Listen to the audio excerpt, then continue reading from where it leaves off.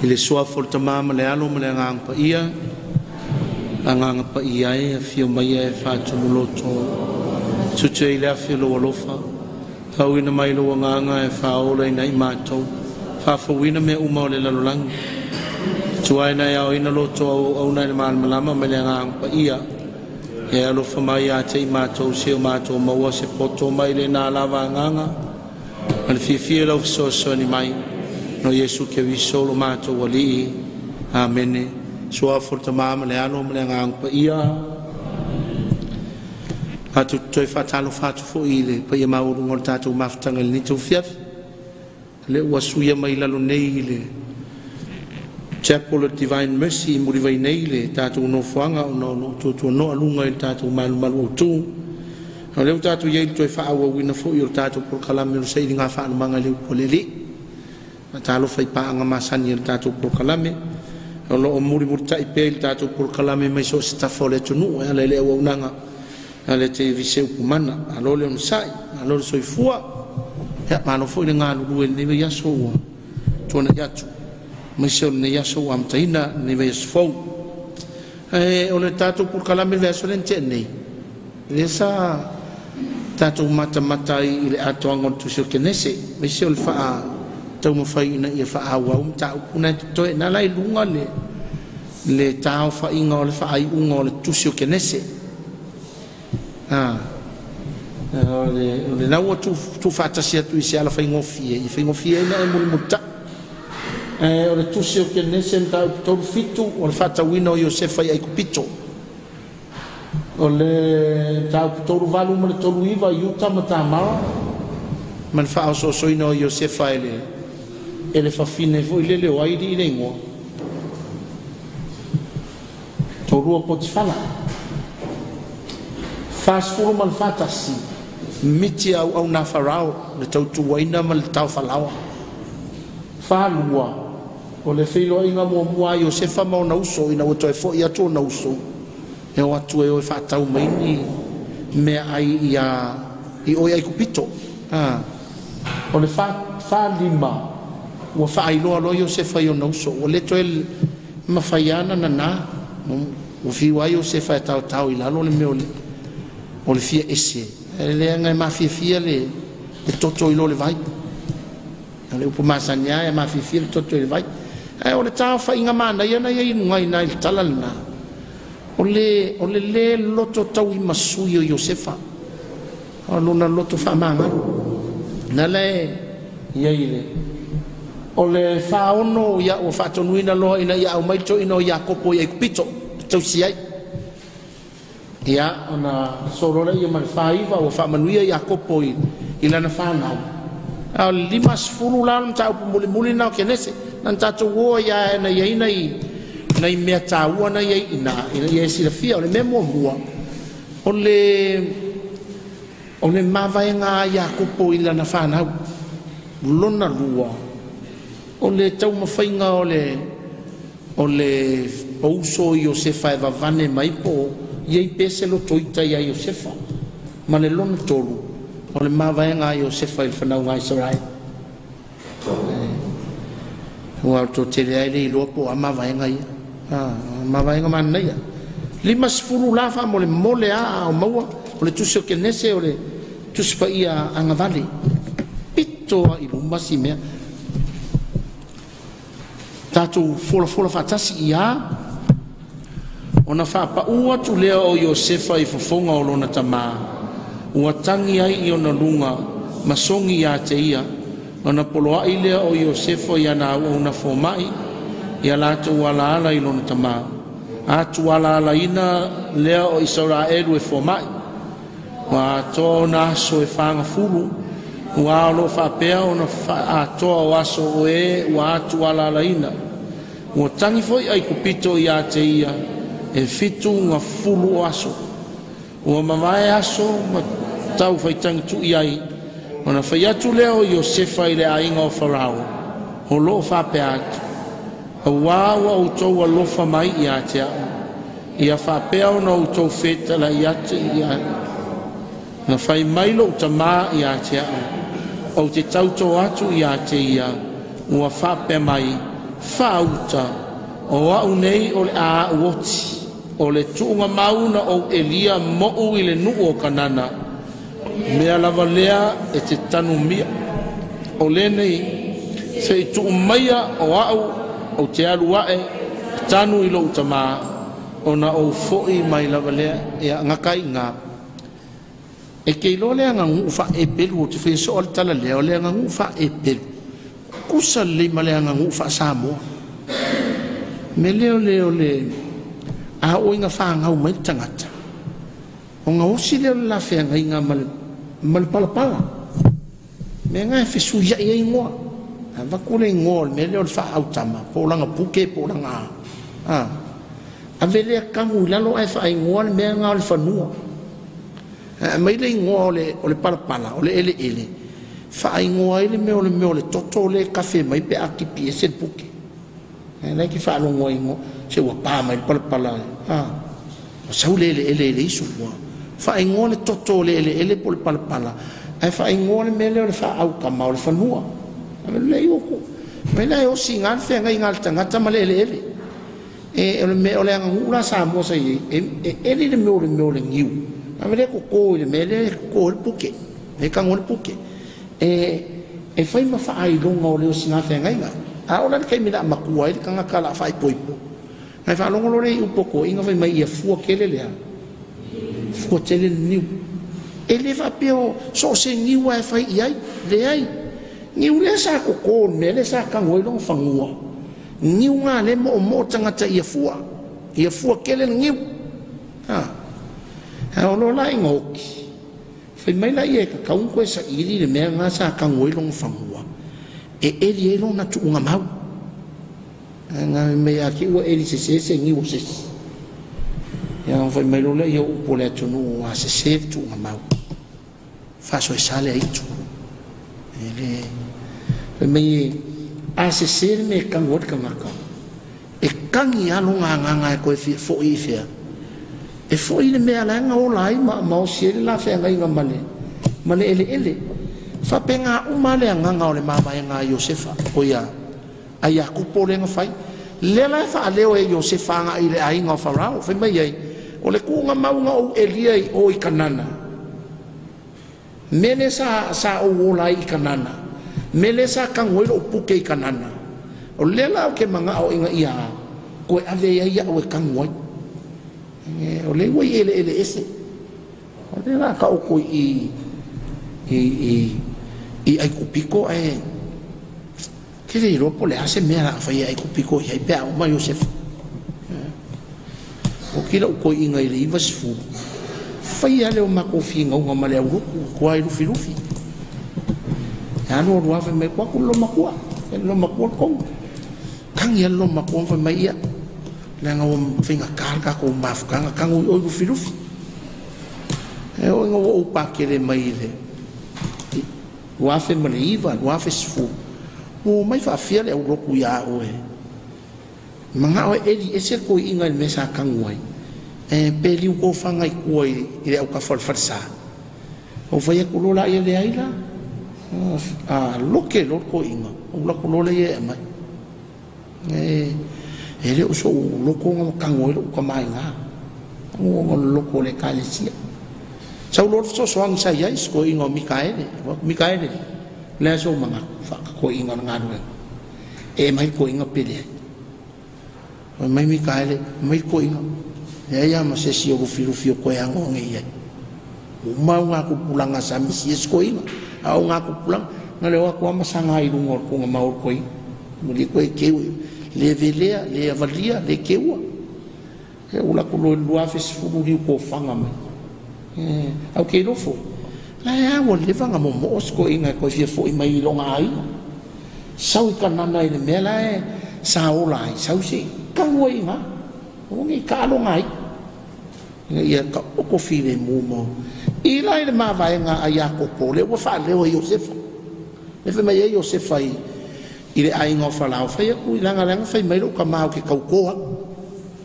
a oki koe avei e kanana i le mela nga eli e longu nga mau mela sa ko i longu ngiu mela sa eli e la lao singa fe ngai ave ka o koe inga a ngai Inga a uki ri kangwa o ka ko fale ri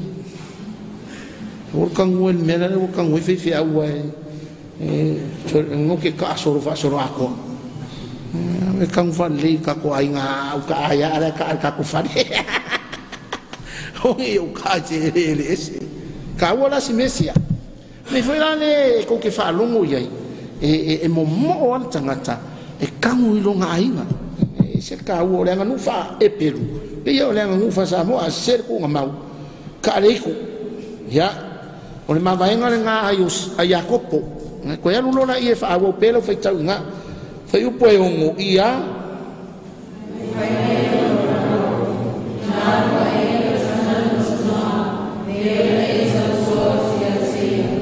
na la leo ya sefa o ya tanu lon tama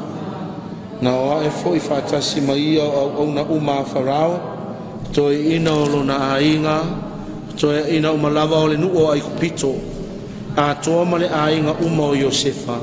ma ona uso male ainga o lona tama ina o tamaiti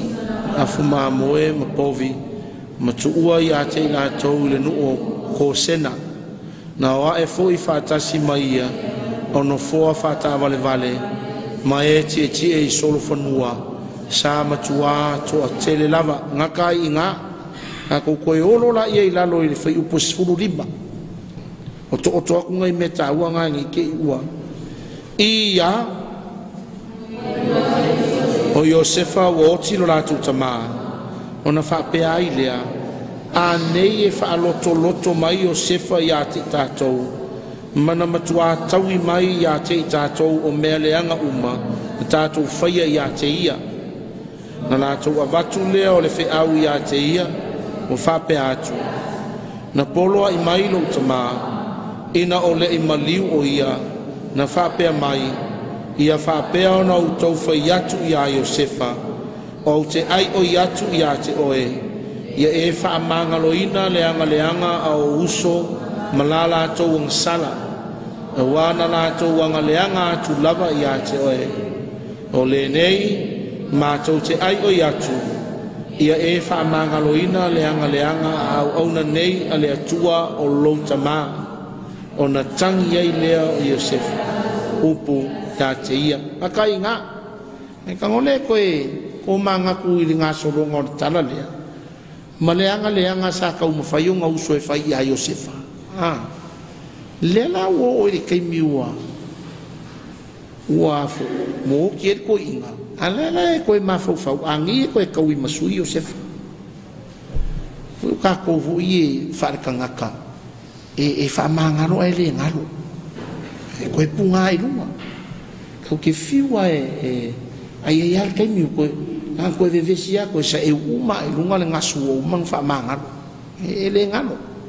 kau ila le lai kofu mwhape ai runga e whamangaro e Yosefa i e mea le ai e leo koe manatu i e Yosefa le kangaka le lei ma le tangata ua wanga whaangalo le ko isi si me ma fau iai le manga i na luas fulu ma le lua ia o ia atoa ma le ainga o lona tama o le ola o Yosefa wa se lau ma le se fulu o tausanga sa ilo fo ia Yosefa le whanaua e wharaima ua o i le tupulanga e tolu o le whanau fo ia o le atali lea o Manase na sapasapaia i lunga o turivai o Yosefa ana whai atu lea o Yosefa i o na uso o au nei o le a oti a o le atua e asiasi mai lava o ia i ate o tau ma ave na e o tau ai le nuu nei i le nuu na tautou ai o ia i a Abramo ma Isaako a toa ma Iakobo ana whai atu ai lea o Yosefa ia tautou mai le whanaunga Israelu ua whapea mai e asiasi mai lava le atua i a te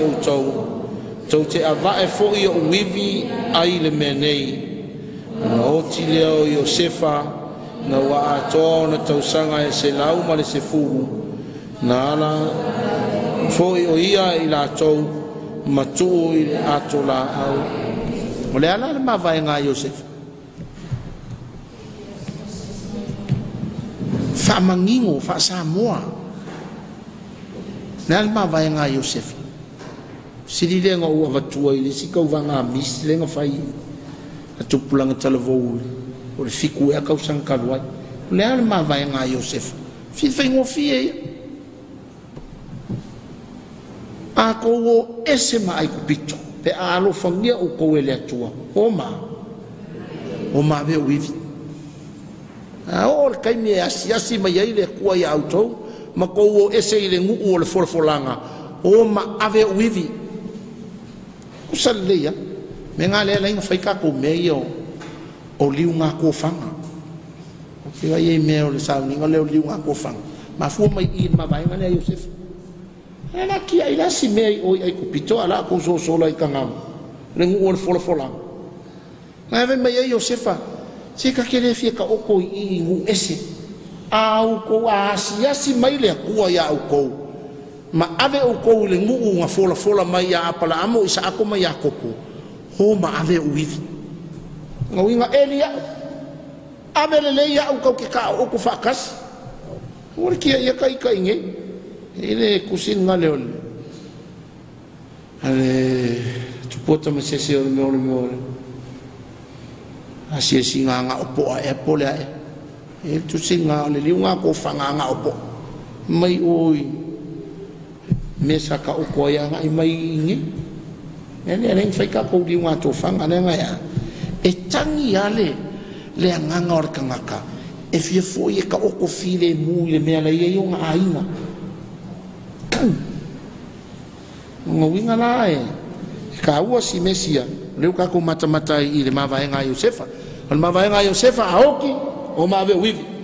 o ki e kai ngei fa molea ave ka ku ka fa kasi menga ko ke oi o le ka ku wanga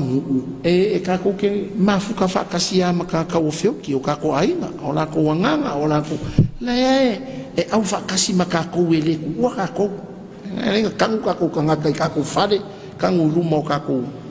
I kako mafuka vakasi kako momoya I lunga o la ko kunga mau ngai la lava ye kako so tanga lea ngala e nau fo Iosefa o ngi momotu le so tanga lea malong kupu ama maonga uso maong ko fafingi o ma ave ngai vi usape oki ngako pesko inga Iosefa waka waku kunga mau ya o Iosefa lea voi la lea la ingo peye ele matala le fina ngalo le kalesia ile mele o le susungu tangata kui meise le makala ye finga peye e pinga nga kau kala al fai toa ai uma nge ave mai le kalesia mga susungu ya so toru ko kan ele ole anga nufa e pelue ele ese susungu e kan ole fa alo ngia le ole tino le tangata ole tanu le ele nela e ka ko ke o ya ine pia sungo le nga ngu fa musalemi le ka ko me sungo mel era no veto e fo me ola fo ile mate ya ma kule o sungo le ngu fa inkia man fa musalemi le ka ko wadwa ai le kalesia ile matala le na fai to al mele o cremation porque o yes time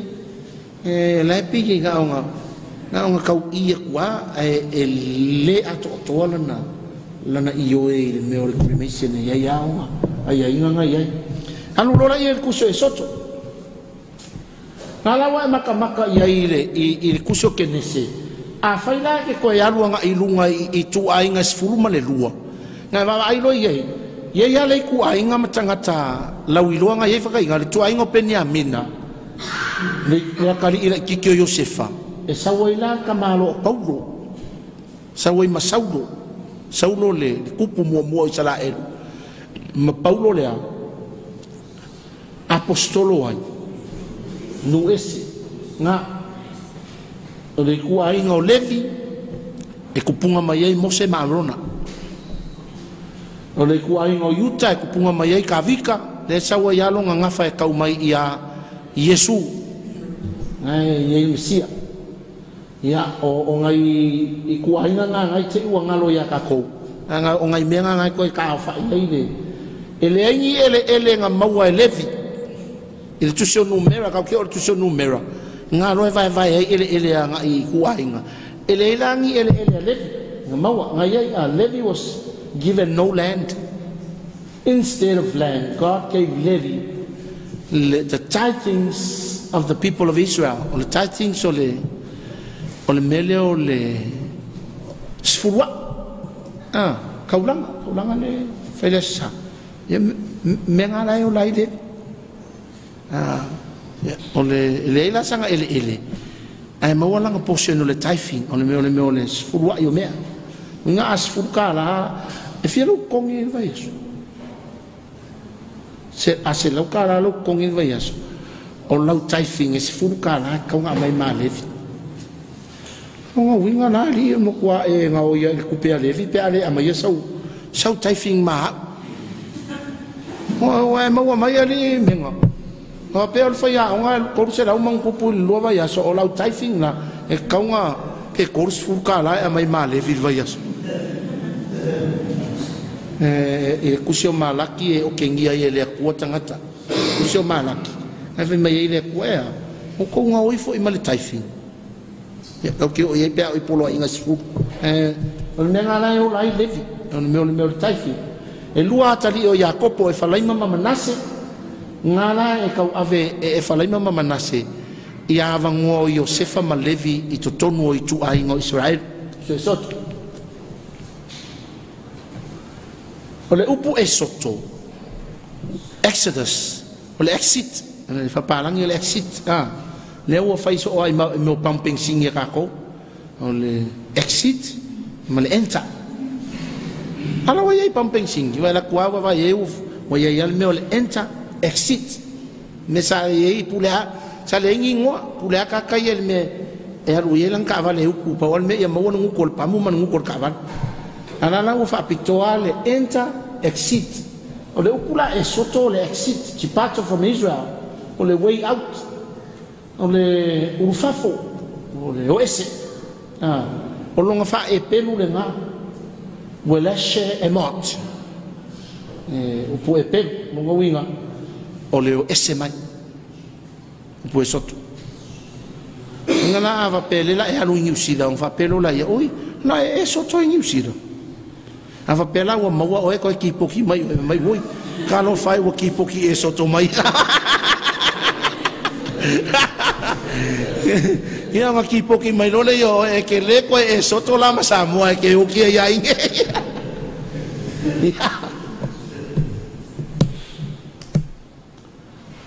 o anganu e fa nga kusel Pentateuka le Yahwistic Elohistic o le priestly ma le Deuteronomist YEPE o angangu ngai fa me foi la ngai pe yo tong fai fa makala ku kusokenesi ngai ma fu nga ese tala o le fofo anga kusokenesi ese anga nu ngai fa nga e lunga winga ma ko fo kusokenesi ele se nga ruenga se tanga to tasi po ngi ku lupo nga ka to laiti o se nga ruenga angika ngaka se ko kele mai ya nga ku pulanga kele nele e fa penga fola tu so esoto usi mai ile anga ngu male anga ngu nga mai le wa tu fatasi na ka ku fai ka wo nge ya so nge wo fai ngofia pe se kusi nga kusi se metas ile amatanga it's not that simple ele e fai ngofia ku fa ka singon tu sio ne ke fa do la ta si le ye ke lo me anga ngu ngai lunga ngai fa no ngo winga ese uma point of view nga attack mai e kangaka ale wa mai mingo fa kasi ele pe yo sapasui ku sio esoto o le lia o fangsosi o le moa o me o le angiang sai ya nga umalola ia wo cook ia wo beauty and a food kako ai lo ia kako maonga ia kako food lo lai nana tu so o esoto fa penga uma tu sio Pentateuka kusi yang anu ye fa le fa ngofia la lona longa muli ta inga pe afa ye ke le mala le I po fele nganu o so mai ele a winga ma le winga o sia ile vai tau po le kasi fa por fa ti la mo ele fanga o Yesu e mafua ngo fota ngata maku nga ikua inga nga o kanga ka o mai tonu tu so soto me o events nga ku kupu mai ai masalo por kaimi ngaol sfulu lima tila mo ele fanga o mai mesia ele kai ang fingalo le ku e faukako ele ku fa kasi tu so o soto o le fa kula nga ngol tu singa i lunga ke mo fo ia ira e fast food ka o por tu so soto ai ongo vai nga ka ua nga vai e ka upunga fa e fast food o le vai nga mua o le au mai o le au mai o Israel i to tonu ai pito kasi o sfulu lua ya ka vika ko fo ia tua mele asi fa wa pe kul maka vai nga longa lua o le e soto mai o Israel mai ai pito ma le fainga malanga i toafa ngai sfulu lua le tau sfulu vanu vai nga longa kolu o le fengainga covenant vai nga longa fa o le fale ftafa e ma fu mai ele e mele o kapenga kulu mo me wa fiaf ma fu mai i fale ftafa le ngi fale sa yesonga o le fale ftafa i o le fale o le akua o le vai nga longa lima furi tua Israel ma le koe fa fo mo le fengainga ma le vai nga longa o po vai nga muri polo inga mataulanga o le maru anga nga e ongo le vai e mta upuie e fase fulu le tusio e soto ako koe foi la vai nga mo ye oi koe di foi la lo mo ye ampe ole kusile o le kama au ku Mose o le main character o Mose kuso ile ama kainga dia imai le kanga kale ngo ya Mose ale fisili la o Mose e kali e soto ile amatanga nene fe mai ye o le wingo le ngo Mose o le Hebrew le masa ya fa sa mo ka ko o masa ngala asa o lo ngo Mose ya fa sa ma lo masa fainga masari ya o sai pe fa pe o Mose lo wingo ya sa ulo ya o ka o masa fa solo ako ya la ko ya o le winga drawn out of water por toina ena ile vai o nga makua o si taulanga o le tu ainga o Salevi o le ku ainga o taulanga la le ya e kupunga mai ai Mose ia hako mata-matai ile au ku Mose ya vai lo le ai lungai ava pekko ya lu le ngafanga ya ngai ku sokenese le kupunga mai apala amo le ngafa ka fo ile le wai le kali ngoa ko kolu fanga wa ngoa wai le fanga wa ngoa le kupunga mai apala amo setu ngafa setu semu o ile ai nga fo semu ya so a setu o le kali o akamu semu hamo ya feta o le nga fala semu le kupunga mai ka nga kale o tera nga mai le o tera nahwa pentual lapana lea ma e foi de ngorking o lea e ele nga fanga ule o le longa kolu ia Yakupo o le longa kolu o Levi o le longa fa o Yuta o ka uri o makua o le upenga o le longa lua o Simeona longa kolu la Levi o Levi la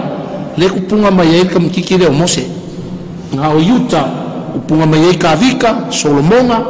sawa ya se ya kauma ya Yesu na vai lo le lalo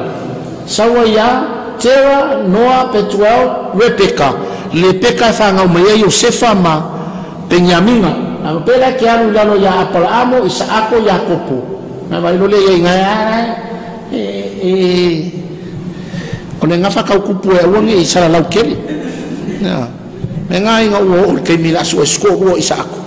ai fai apala amo lo ngakari sa we alu yo mako ai nga lai o sa le fi so e mai ese ken kikif ka wi mai ngai o le fai te nga sai ai ko mo foi ko ngone ai nga le e malama le anga no manga I fanguare ale akua anga fo se finge ese ele malama finge ese ngai mo polo I mo kula fanguare akua ele se makai falela ele fa epel on fa epel nga se kia ataka ya on fa epel nga awali kuis fa ya nga finkai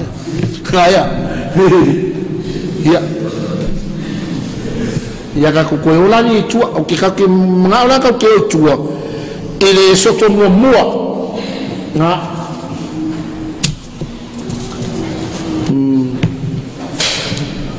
yo soto mo fa molea si sile le puspa ia o malor ke nese ona e soto lola ia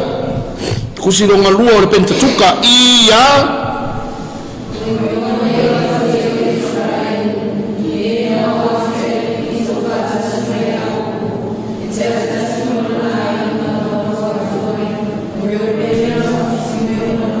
Levi, Yuta, Isakara, Sepulona, Benyamina, Tanu, Nafatali, Kato, Asera. Tangata uma na whanaua e Yakopo, e toa fitu ngā fulu I latou. A Iosefa sa iai o ia I aipi. Wa oti fo Iosefa mauna uso uma. A toa manu. A ua whanau nau, tua fa to teleina wa uruola ma o fa sili ona to tele wa tumu lava le mu ya tena ulo wanga I sainga ma leo o ke le pisingi sia sainga leo ka mo fie ka ko men ni vai ka ala amakanga ke le ngia ka mai sai fa fitauri le sai fit no wa la mai tonu fiti intia tia le aku ai ke wa manguangenga o to tele aku ia inkia I lo fiki palmengi ma makan control ako ai inkia le na mafu ai me ku ia sa fai fiki ku le pole o church spade ma ku e iva le val fitu e rombuka ore ka mo fai ngo tangata fiti se fa leo la ko e unga le atunu ona ko nga pule le atunu na se ka mo fai nga ia tula I mai a wangi fa wala ko meto tino e kanga ka ese ya fe ko fo wala ala uma ya sai ka sia ele haru skemi ke wa pure ka ko sai ke o sau sai nga fa ka mal farsa yang mga olole sai nga fa inkia ka ko misa con king pong song pong ke yo ngar ko nga la ka ko yo ele ko la lo ngas fa sa mo ko da nga pule senga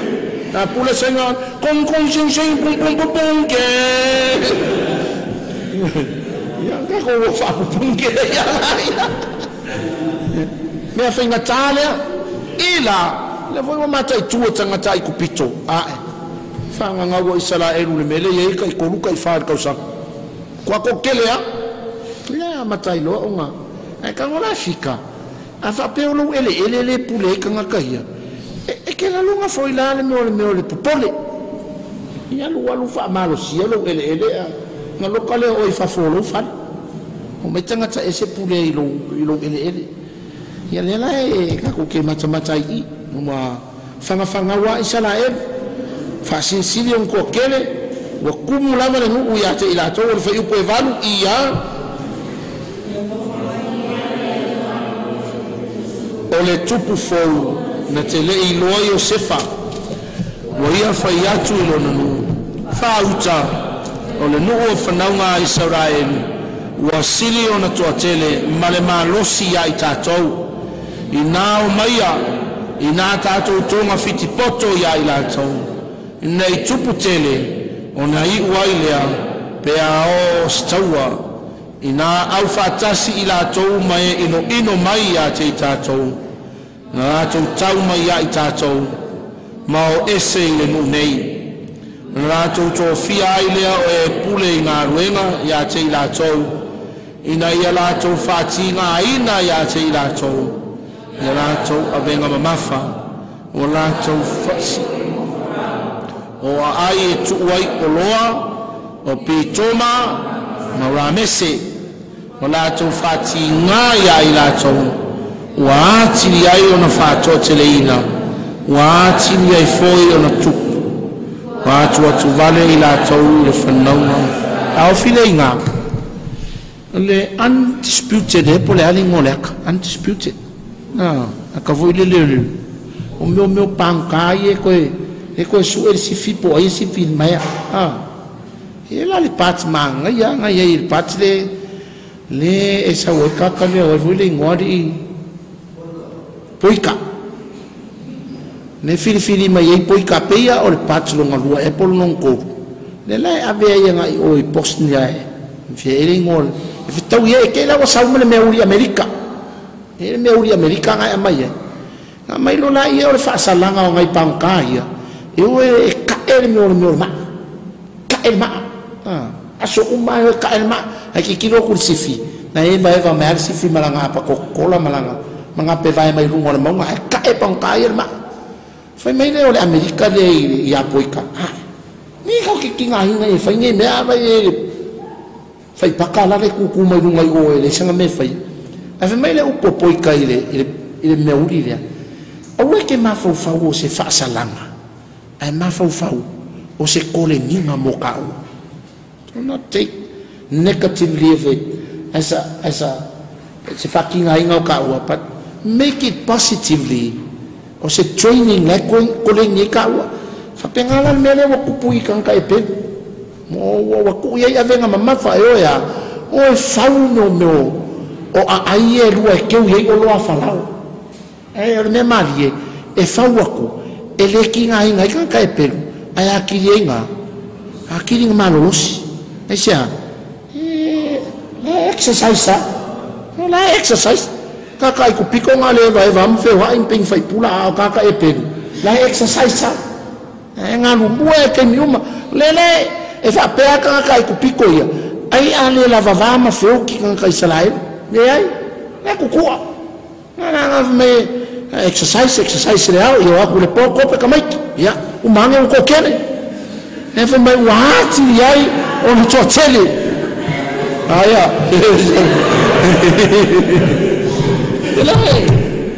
ngala ai no fai senga ruenga kanga li liu se iki kilo se ku le avei sali filma bang o que kilo fa pe me o mai fai pe e kuria nga o fai o la exercise le quero fai pelo mamanga fa ya la yo la exercise sau de po ya fo pe foi ile manga ye ne la think positively ne foi lá e kupuita ngata e pelu ia ka kusisira ye fa awa ia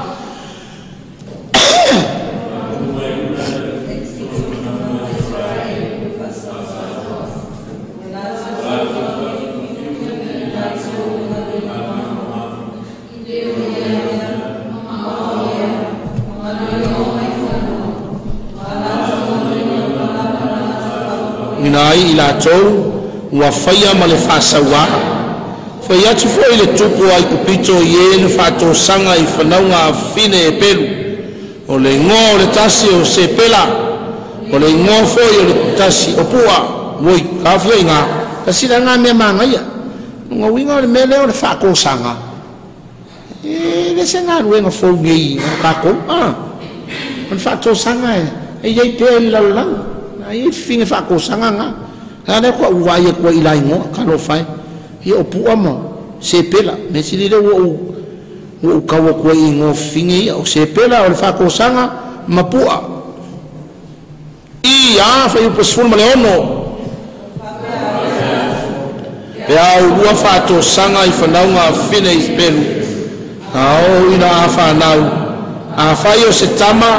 ia whasioti ia te ia ai a whai o se teine ia ola ia ai sea kong whasioki kenge war kenge whangwhanga ane whai mai a whangau mai kama whasioki a kama ine whangau mai re kos kama kor kenge an mere kam whai ei I kau whai kikia me ole me whai kau a whai o tangata ngā whangau mai kenge kong whasioki he whaola ua e aya ai se ai reina whasioki kama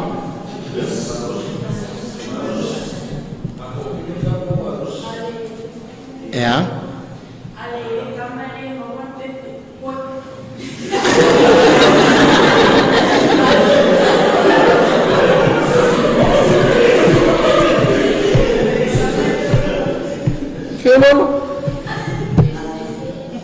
Yeah. A foi o le societe tangata e pelu, ma tangata ai kupito le societe fa pateriaka. Le societe fa pateriaka e kau avelea le fai o kama, le fai o kama. Ha. Longo winga e a fa pela e ola pe kama. E kau ave tangata e pelu fai o kanga ka e pelu. Longo winga e le pe fai a fai poi por kenge al kupiko e ola fai o kanga ka e pelu. E sea, ngor kama. Ai a fa pe e fai poi por kenge e pela le ngor tangata e peru kenge a ke u fai poi por kenge e peru anga I kamaloa ai kupiko e kau ave fai o le ai kupito e le ko la ngona le ole se ngo se tangata e pe ngo kau piki mai mele ia ole a winga le fe mai ka pe kenge o I ka pe kama ia pe fai ia pe nga fa e kau ave le ngo to mai ta ia wae au ngai por ka mai ka foi ka ngo ia se sia o ka ko kingi e pelo fai perché le fa pe alwa o em fa pe o sinti lompa tuala popisun alela la fai poi poco ya sonchen e ngai vai lo le che le ko tuala popisun alela ponson senson Sinti lopa sensong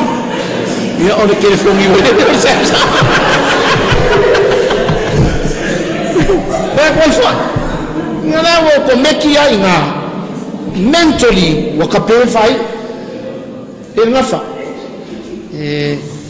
su e pula o e po fe pum pum le wo ki pum pum wo sensong nga sa wo lo la e man fai fo le sensong le sa ka ko ke fom dilare ole ai kia la ta alo tangata ai kupito le me ma fau manuva ma fau a son ponga la nga la ye le atua Israel e kau se le atua Israel muria ai ke o malolo si kele au kau Israel pe akupu kama ale me mua un foi fa vai ma fau la o kau ma fau a e ke ka alo ai ke pala ai e ke faia inga. If you go with a wrong attitude of mind, you lose. E por ela vai. E ale leiro ma fofau. O ma fofau fai ka lo ngari. Se me que fai fa ngano. No ma fofau me nga ngaren ku ele ko fa piko du ngai. Al ko kele ka ko so maya amaya ku lu ngalo fo a kiki e. Nga mo le ma fofau messe. Ala ku lo la ikong. Ma ku avale ya. Pir kako man Samoa man kako kai kofi ku pire lo la kapi kamai fai ko fo mo le ni ma fo fa ila le ka alo ia ai ko pito ma fo fa tanga tai pe ama kamai la ama kamai fini fa to sanga ia o ma fa alo ia la ia le tala o nenga ka kurkuria ku pura ta po lua ia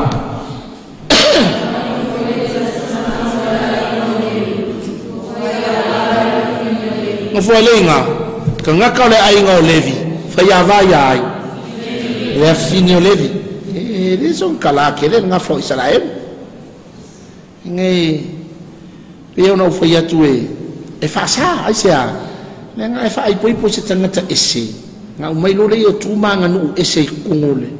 o le tribe me ngai le on fa tonua adua ngo foi se tangata le tribe ila o le finge o levi ngo fu male ai ngo levi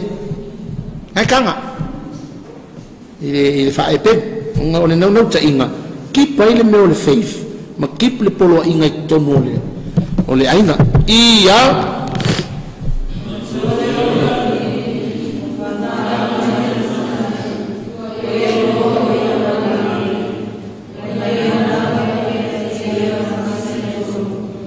le toi mafai ona na ia te ia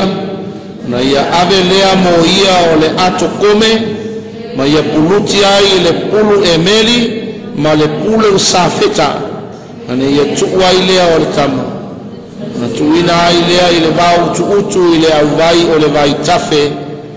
ua tu mamau atu lona tua fine ina ia iloa pe iu ina whapewhea o ia e koru puru ngai whaonga ia lua pulu o lea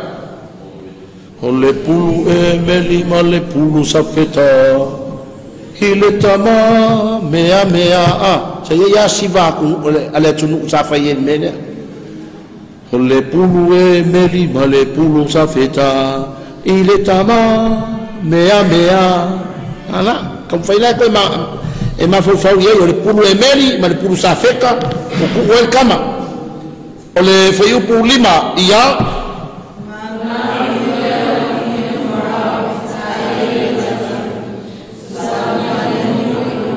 ngalu teine i le au vai o le vaitafe o loa atu e ia le ato o loo i le vau tuutu auina atu le ia o lana au na fine na te au maia ua ia titalaina ua iloa ai le tama fauta ua tangi le tama na alofa le iai ua fapeane o so le fanau ua sa e peru lenei ona fai mai ai lea o lona tua fine i le afine o farao o te alu e au mai se fine fai lele sa e peru e sau ia te oe na te tausia le tama ma oe fai atu le fine o farao ia te ia i nā aluia i le waluane le teine ma wala au le tina o le tama o na fai atu lea o le fine o farao ia te ia e ave le nei tama ma tausi iai ma au o te abatu ai fori ia te oe le tutongi o na ave lea o le tama e le fine mana tausia o matua le tama o na ia abatu lea i le fine o farao i le ua fai ai mana tama mo ia whaingoa ia te ia o Mose a wā o lo whapeana na o toi na ae o ia na i vai no ngā winga la o le ingoa Mose o le ingoa ai kupiko o le ingoa le awhawhingi o whalao e le i whaingoa ai e se kangaka e peru pe whaingoa ai whaingoa e le awhawhingi o whalao a whapena o le kupunga o Mose kupu mai le ainga o Salevi a le wasi ikia e le atua kulanga o Mose a vea maa a vea maa le a vea maa loli a vea maa loli o le awhingi o whalao longa winga o le puling sese le mea a le ua kause le puling sese o ngofo puling sese me whaingoa i le ingoa lea o Mose ai sea le nganga o toi na o ia nai le vai ngona ma fo fo ia il kala ia Mose se kai mi o fita nga fa nga mai ai pui pui le akua ko ngofo le akua ma fa mangui ma si iange ibunga ave ma lori ave ma kali i o tupu na o lange kama ele nga kala ilona tupu e fa maka fa inga ai nga koe fa fo i le tua tau si mai le fa fine e pebu ana haru le kengo media ma koe mai fin o lona tina nga winga o Mose na tupu ma papalu ane fea i limo o lona tina palu ane fa e pe nga le makua ele ave il fa le falao ha o lona o langa atoa na koe papalu nge ili maolo na tina kau sia inga maola nge ima malosi ma fa pe nga o nga fa pupunga ngai lunga fa ngau mai mo senga o le mata upu tonu o le vala au o mose ka ko wo ye fa i wo ka ko mta upu le so ya ka ko wo ira ye isi mata upu ngai so nge i ve asfo da tonu ia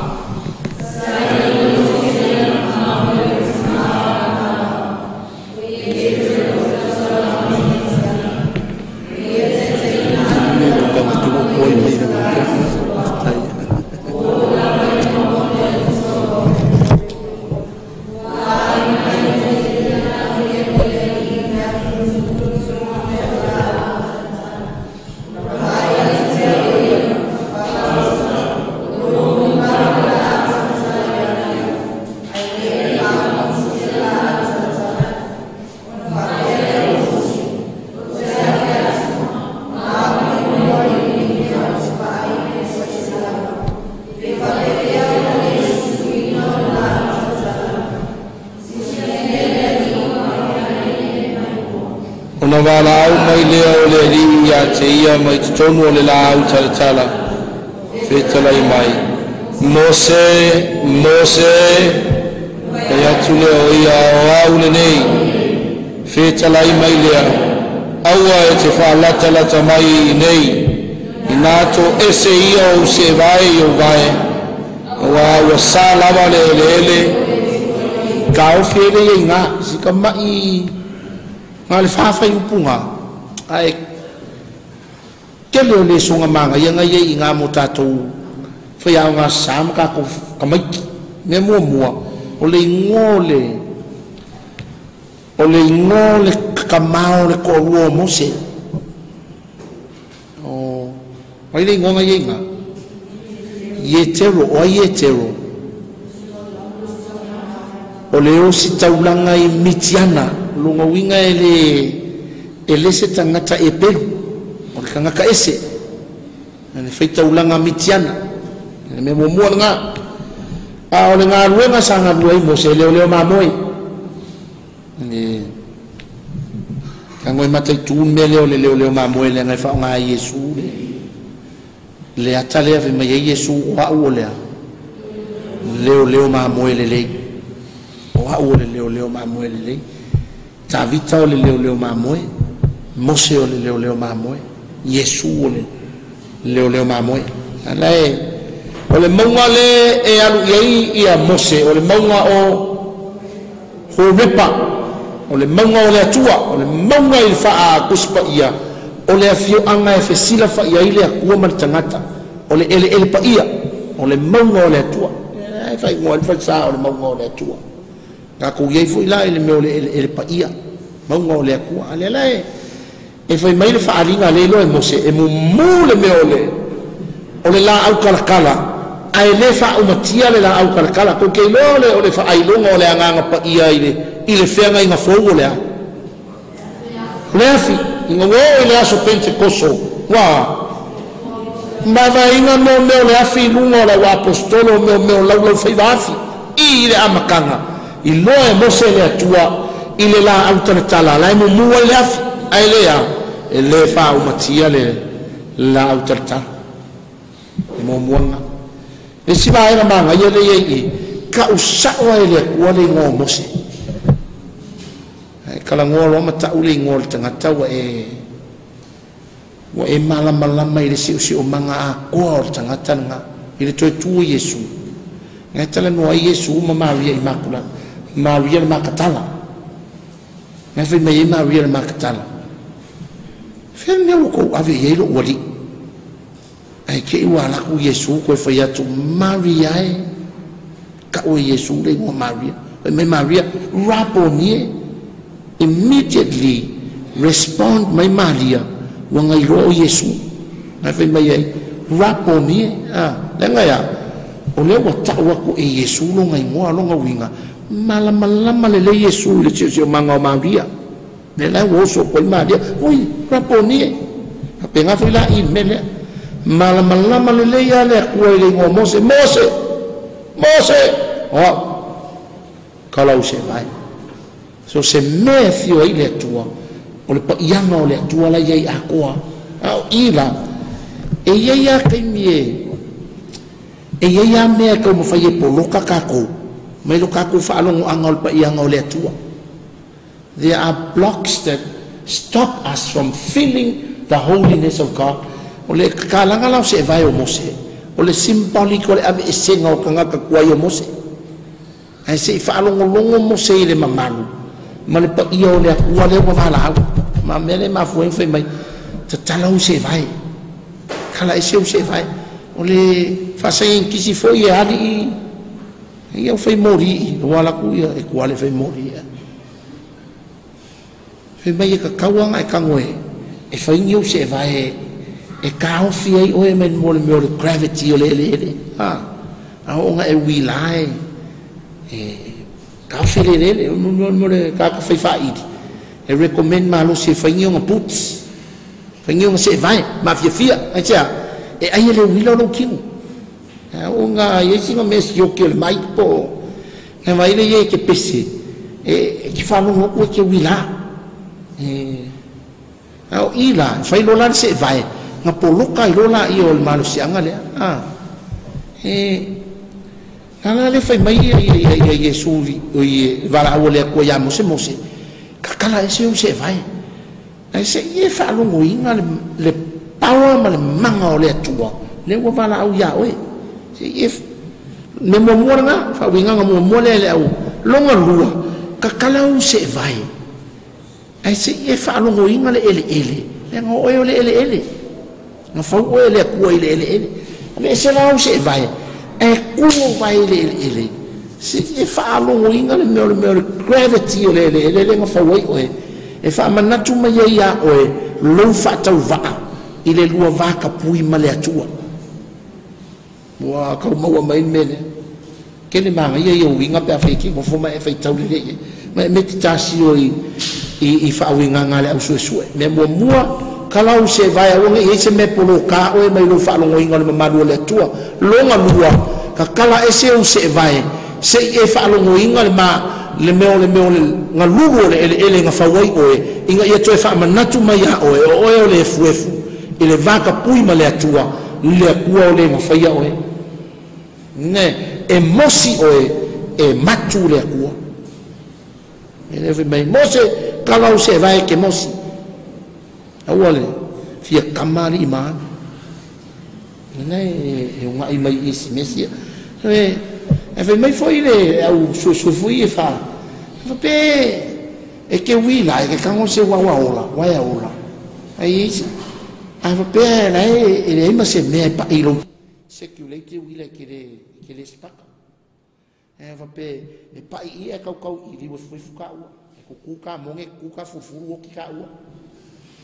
ai foi langi me mau ka kingo kasi nga me ma foi ngau ti tanga tam spaka ai sia lep ye me nga ka fia le wila ilo ai va pe mau sa ala ngio of e security la le wila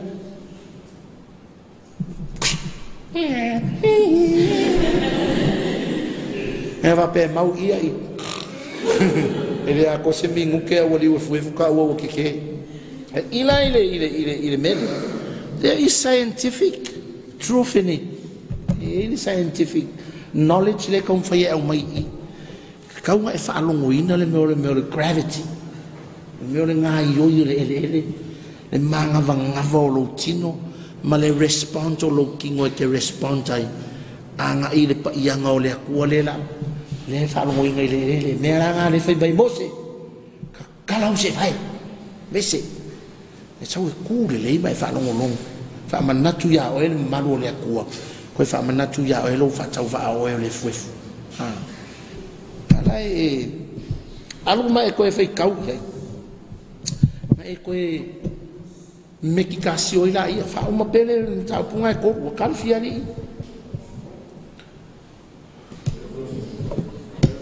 Ia.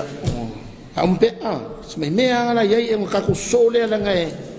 Ka ua i o le mea ngala so o le fesile a mose o i upu e ono i a wa o e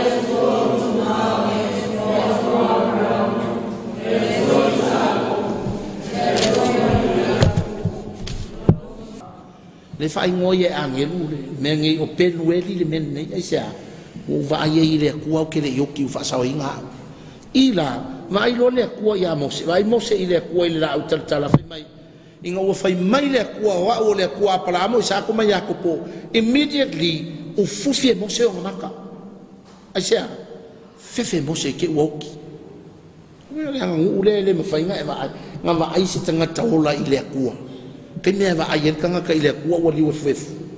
au i nga fai mai o le ku o sa ko o apala mo sa ko mai yakopo o fufi lo e mo se o maka ma fu nga ele va pe o fufi mo se o maka au le nga pe o fufi o ki nga o maka le ai fufi le nga o le o va ai ile tu e o ku le o oi ele va pe ni mo le ku le fufi nga la o nga mata le ava ku i malanga au ngani fu le e fa ola mai ia. There is peking when he covers his face. O le kavanga o nga maka o le fa alua ku aku ai malanga karsanga. Oi ka kile fioki. Oi amore. Ava pe e kuse se sa mo le mele e kusi u mame nga fa mele o mo se oi ka kile fioki. Oi. Wala ba fa e peru nga au mai inga e kala ngoa mai ile anga nu ule male a ango male ute o le mele kupu kava fonga fefe na po pole ke ua le vai punga e ongo vai upo e fitu ia e le mta punga e ko ka ke o le vai aso le mele o le swafa o le atua si le mta upo le e kau ke fi nga ua ia mare kokele o le mele o le Yehova ma le meo le ali le atua Yahve ma le Yehova ka ko ora fai tau nga mo fu chu kai mi ke kuko ai kom fi e ku le meo le mele nga e kuko le mele le ani wingo le atua Yehova Yahve kame amaka e fa nga ta tau ia ala so ta inga yang pongi e ke kilo ila ia me sa lo le verso le ka ko ko ngo ia le si ka ko mala mai fo isi mesi ole Yehova ne me ali nga fai mai le kale si ele o se avango ka kaule ele o se ingo sa ole mo le tua le upu Yehova le ai ne fa nga ngi to te e fo nga le fai mai le komisio sa nga lo to le kale sia fa ai tete fo ia kako na koe fa ngale upule Yahwe ko ngo pese matatalo tapo inga nge e selpa ia le ngole tanga tai pet ele me fai ele kanka e pelunga ka ure ngole a o ye le kalo tanga tai pelunga silent la ia ai ki kilo ele ma popolong fakfaka e ona ile ngo ma fa ai lo ai le fa tau va o ia he's not worthy to pronounce the holy name of God. Alula fai tau ye metasio fa pe foi ka ko ye sila mai TV. Lu fai tau mai metasio ye.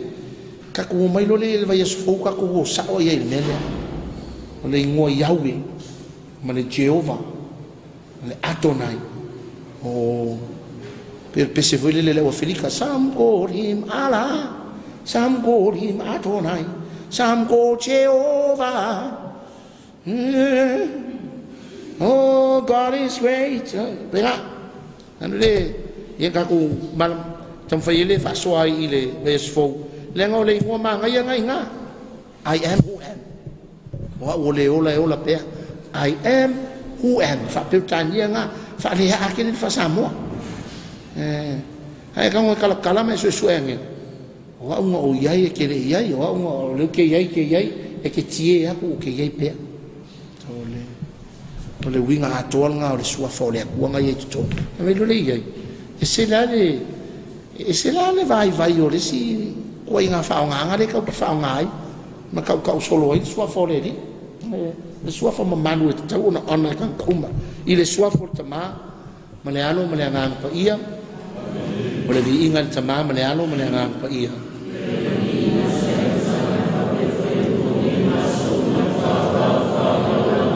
fatasi le li mautou o mai la ngi fa amlianga ale tu mamana tanga malealo mananga ko ia le tau le fia ma le file mo le li e tuai